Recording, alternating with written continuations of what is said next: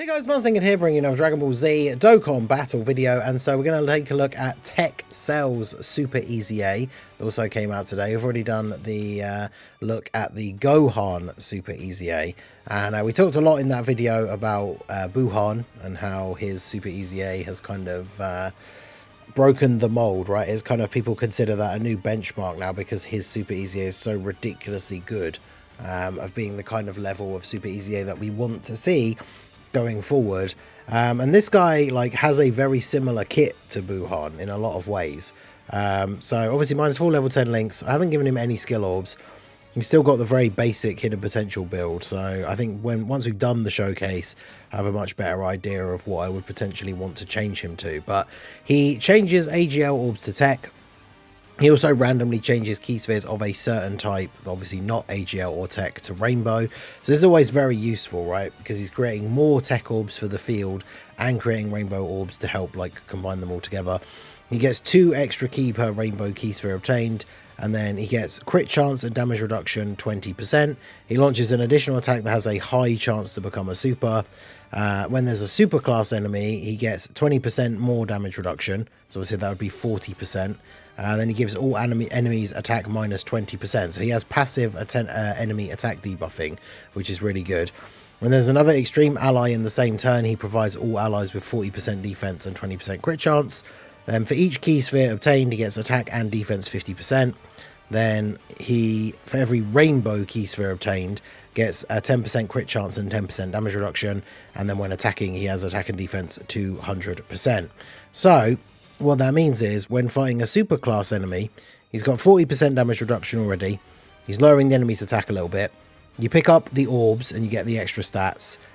Rainbow orbs are going to give him the extra 10% damage reduction per one. So if you get the turn where you can pick up 4 rainbow orbs, he's going to have 80% damage reduction against super class enemies.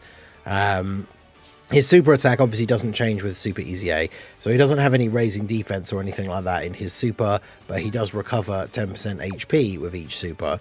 So we're using him on the Frieza and Goku team just because it's 220% for Battle of Fate. And as you can see, we can get 4 rainbow orbs here, 10 orbs in total. So if we put him in slot 1, obviously no big bad boss is active, but he's got 620k defense with 80% damage reduction. When he gets a super, remember he gets 200% when attacking. So on super, he's going to get 1.2 million defense.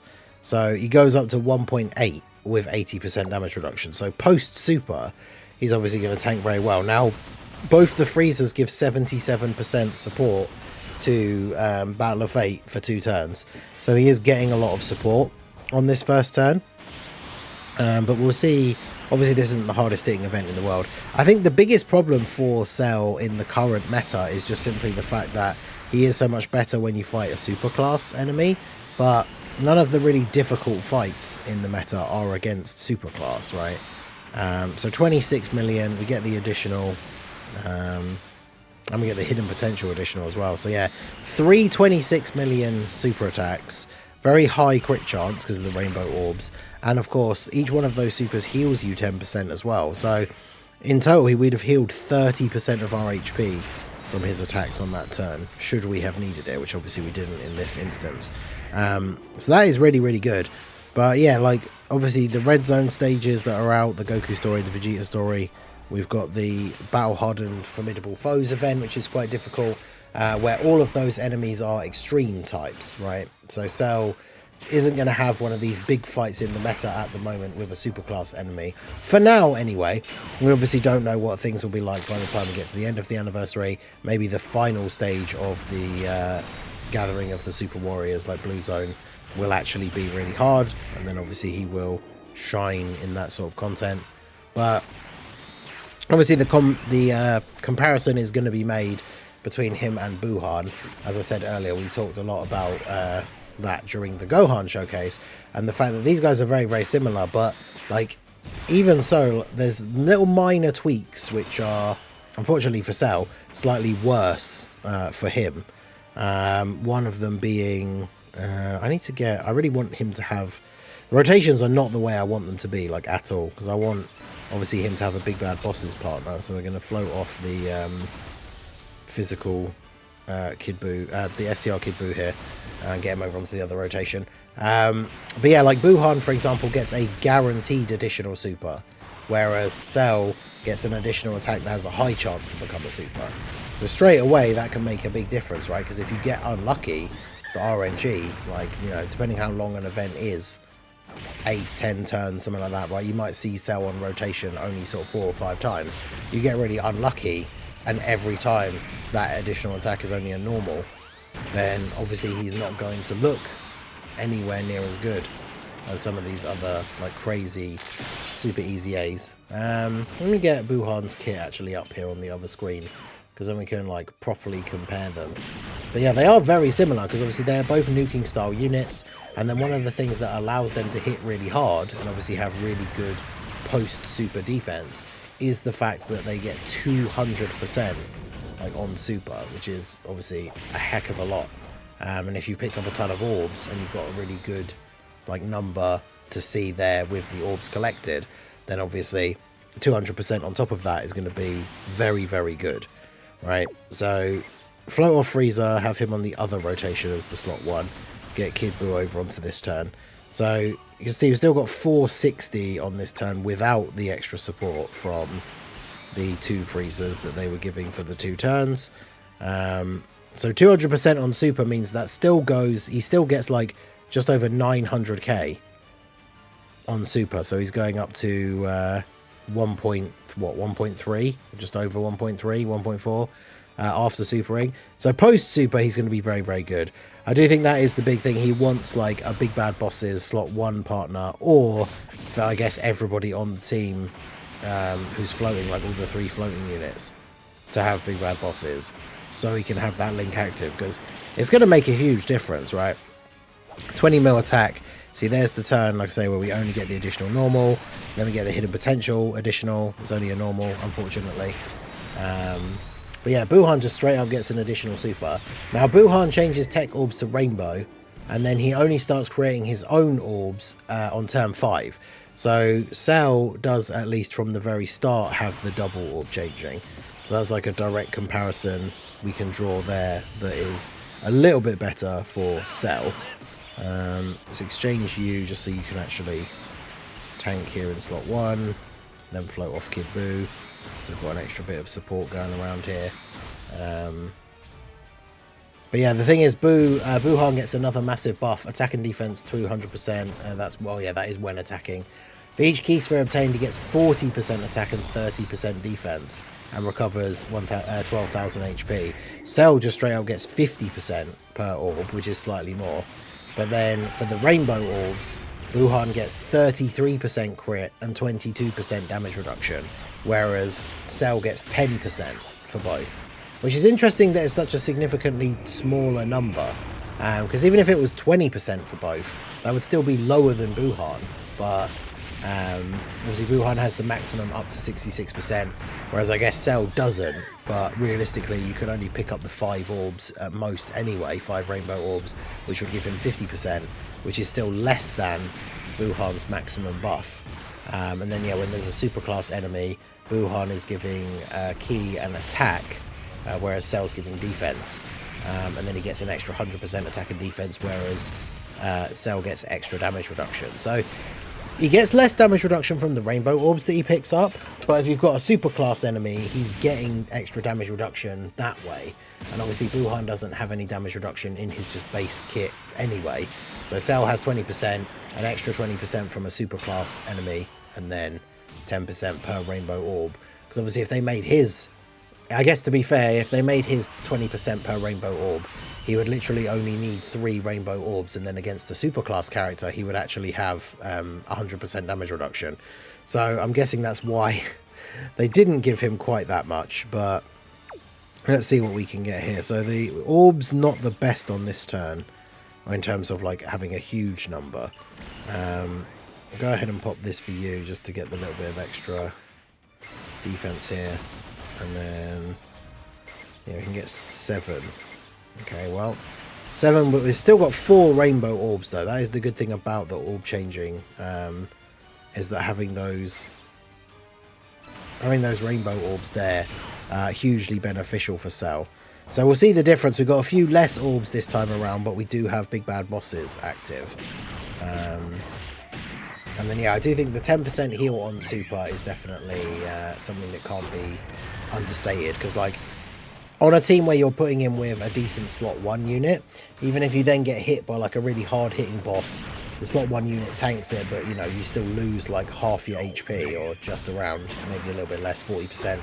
Cell, then on that triple Super turn, he's almost healing you back to full health. Whereas Buuhan, it's like two sides of the same coin. Some are useful, sometimes it's useful in one situation, sometimes useful in another. Buuhan heals you when he picks up the orbs. Cell heals you when he attacks. So I'm definitely going to have to do a video of like using the two of them together, because that would certainly be very interesting. The only problem is, of course, using two nuking style units as a same rotation. When it comes to like the orb changing and stuff, they're going to affect each other's orbs, because Buuhan changes tech orbs to rainbow and Cell creates tech orbs. So there's the potential that they just end up changing like the entire orb field to rainbow practically, which is then not good, right? Because you can't pick up, the more rainbow orbs there are on the field, the less orbs you can pick up in total, because there's less of them to like link together. But we know Cell changes AGL specifically, so I want to try and leave any AGL orbs if I can. So I'll do this, and then yeah, I guess we can just go ahead and grab this for you. But yeah, TEQ Cell definitely seems very solid, obviously, in terms of the numbers that he does compared to Buuhan. They're a little bit on the lower side, but I feel like the difference is in post-attack, his defense and damage reduction, especially against a superclass enemy, so high that it's going to be almost impossible for him to die, even against, like, if we had the Formidable Foes event, right, stage, if we had one where the enemy was actually superclass, post-super attack, I don't think Cell would actually be able to take really any damage. Because, I mean, on this next turn, we're going to see him with STR Kid Buu in slot 1, Physical Kid Buu in slot 3. So he's going to have big bad bosses active, and he's also going to have a ton of support. So as long as we can get a good orb turn on this turn, we should see some pretty good numbers from him. And then, yeah, we'll be able to tell exactly what his defense would be, plus the damage reduction, and then we can throw a number into the calculator. Because, well, I'll put 4 million in here already, right? So we can start from there, because then it depends how many rainbow orbs Cell gets to how much damage reduction he's going to have.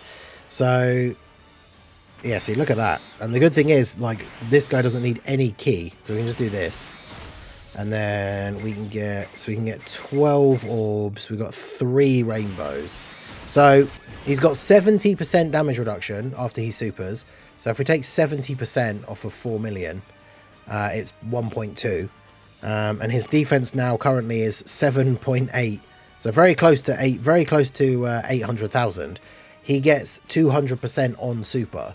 So he's pretty much getting almost 1.6 million defense on super. So after supering here on this turn, he's going to be at close to 2.4 million damage, which means he would take double-digit damage from a 4 million damage super attack, right? Even if we jump up to 5 million and we take off 70%, it's 1.5. So he would take double-digit damage from a 5 million damage super attack after he supers here, with just big bad bosses and fierce battle active. That's the big downside for him, as well as his links aren't that great. Like, Buuhan obviously has a lot of really strong in the meta Buu unit like partners, whereas Cell doesn't really have any really good like Cell partners. Realistically, big bad bosses is like the main link you want to have active, but yeah, his link partners, teams and stuff like that are not as good as Buuhan. So I mean, I kind of see him as, you know, just like a mini Buuhan. I don't think I would say he's as good, especially because we're kind of seeing that with a certain number of orbs picked up, like, he's not hitting the same kind of numbers. In fact, Buuhan doesn't have a 220 lead. So let's see what we get here on this turn. This is with support from Physical Kid Buu, and we've got 12 orbs. Now bear in mind, with support and 12 orbs, Buuhan is hitting like close to 50 mil, if not higher. And then, yeah, Cell 33. And then remember that Buuhan gets a guaranteed additional super. So we did get the good RNG here. We get the additional super with Cell. And we get the hidden potential normal. Okay. But yeah, as I say, he literally can't take damage here now as well. And then Physical Kid Buu comes in and finishes him off. So, yeah, TEQ Cell definitely very, very good. I do still think Buuhan is slightly better. Like I say, just because of the teams. And remember, the teams that we're talking about, when I say, like, you know, we're running him on a team where he's got, he's hitting these sort of higher attack stat numbers with a similar number of orbs. That's also considering the fact that Buuhan doesn't have a 220% lead. So the teams that we've run him on where we're seeing him hit, like, you know, 40, 50 million, that's on a team where he's only getting a 200% leader skill. Whereas this Cell is getting a 220% leader skill from both the Frieza and Gokus. So significantly higher leader skill buff, and not hitting as hard as Buuhan with like the same number of orbs. So that's the thing, we joked about it before, but it's like Buuhan with Super EZA was a mistake. Like he's just way too good. He's by far the best like EZA TUR now. And yeah, even this guy who just has a very similar kit to him, but with a few minor tweaks. Those minor tweaks are enough for him to not quite be as good as Buuhan is, because Buuhan is just nuts. The thing will be fun to see is after the anniversary is over and we get the first Dokkan Fest that releases, usually for the last couple of years in a row, that's usually been an extreme type character. So the biggest thing I'm waiting to see now after the anniversary is, are we going to move into Dokkan Fest exclusives having these 220% leader skills? Because obviously we know the Dokkan Fest LRs and Carnival LRs are now having 220 to stats, with the Dokkan Fest LRs having HP going all the way up to 250. But yeah, will we see the increase in leader skills? Because of course with the 7th anniversary, when 200% leads were introduced, the next Dokkan Fest that started coming out after that were 200% leads. So what I'm expecting is the Dokkan Fest to still be like 170 to a couple of categories, and then have like 50% extra, so that they get up to 220 like the Dokkan Fest LRs. They just won't have like HP 200%, right, like Geo and Gogeta do. It'll just be certain category that comes out, 2 or 3 categories, 170% across the board, and then plus 50% to, you know, 1 or 2 extra categories, like the format we have now for 170 leaders. I think that's the way it's probably going to go for Dokkan Fest, but we'll have to wait and see. But yeah, if the first one that comes out after the anniversary is an extreme class character that's giving some of these guys, like especially Buuhan in particular, giving him a 220% lead, like that team is going to be absolutely crazy. So it'll be interesting to see if that is the case, right? Extreme, you know, Super got all the love during the anniversary in terms of the new units. The Super EZAs and stuff have obviously been very good. You know, Injun Ember, there are situations where he very much still can just be a dodge or die character, but Injun Ember is still very good. Buuhan's obviously crazy. TEQ Cell, definitely very good. I mean, this TEQ Cell on this team is hitting similar numbers to what we saw from the LR Super Saiyan 2 Gohan. The difference is that post-supering, Cell has way more defense and way more damage reduction. He also actually has a chance to additional in his kit, which the in Gohan doesn't. Now, bearing in mind in the showcase that I did, I don't think we managed to get 15 orbs a single time. But obviously with Cell, you know, the highest we got was like 13, and we're hitting the same kind of numbers that we were hitting with that LR Gohan. And normally you would think for units like the Super Saiyans, Goku's, Gohan's, obviously Super Saiyan 1 or 2, they're on so many teams with so many really good units and good supports and stuff like that.